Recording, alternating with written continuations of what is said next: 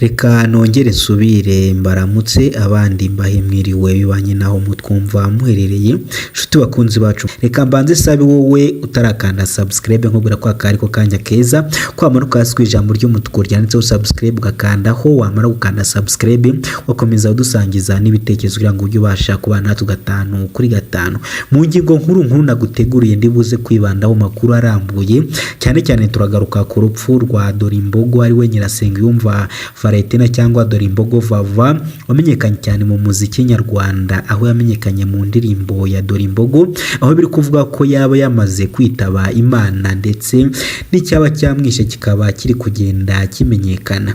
Amakuru dufite avuga ko yaba yazize uburwayi bwo mu nda, ndetse biriko biravugwa yuko Dorimbogo Vava yaba nyine yararwaye mu nda, ndetse byavuga yuko arwaye igifu, ndetse akaba ari kubabara aribwa cyane n'umutwe. Amakuru akaba tugeze akanya avuga ko Dorimbogo yaba yamaze kwitaba Imana.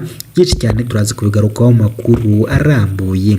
Ndabizi ko ashobora kuba ari mu gitondo cyangwa se nimugoroba, ariko nacyatuma udafata minota bitarenze 10 cyangwa 15 gusa ngo mvire byinshi amatwi yawe ategeze yumva. Amakuru arambuye ni mukanya.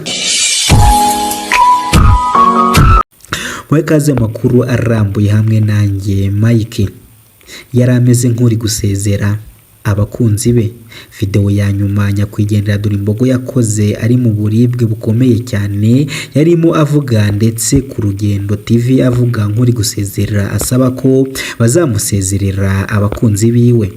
Nyirasengiyumva Valentina wamenyekanye cyane nka Vava Dorimbogo mu muziki yitabye Imana ku 27 Nyakanga 2024 azize uburwayi. Inkuru y'incamugongo y'urupfu rwa Dorimbogo yatangiye kuvugwa mu masaa 12 zo kuri uyu wa gatandatu tariki 27 Nyakanga 2024. Ni inkuru yatunguye benshi, bamwe batangira kuvuga ko ari ibihuha, gusa byaje kumenyekana ko Vava Dorimbogo yitabye Imana azize uburwayi.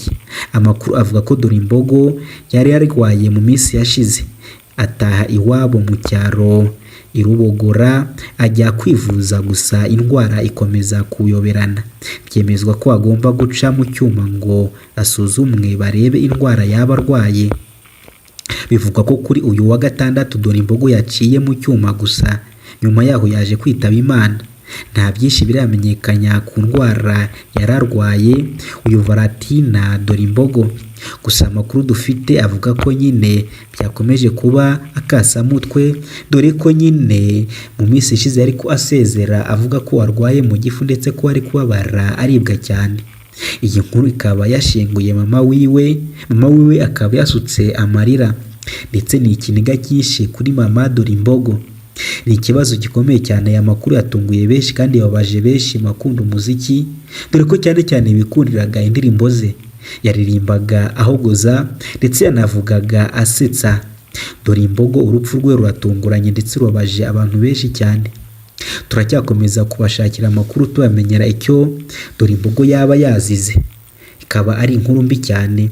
Ni mpamvu ngira ngo mwese nkomeze mbasabe mukomeze kubana natwe muri aya makuru, mudahwema kudushyigikira. Mumenuka hasi ijambo ry'umutuku ryanditseho subscribe mukandeho, nimero kana subscribe mukomeze musangize ibitekerezo, maze reka turagenda tubamenyera icyaba kihishe inyuma y'urupfu rwa Valentina Dorimbogo. Nanone tubabwire n'icyaba byamubayeho ndetse n'imvura imvano y'uru rupfu rwiwe. Ndabakunda cyane, murakagira Imana n'amahera. Kuri mikoro ngema muri kumva ndi Mike. Ciao.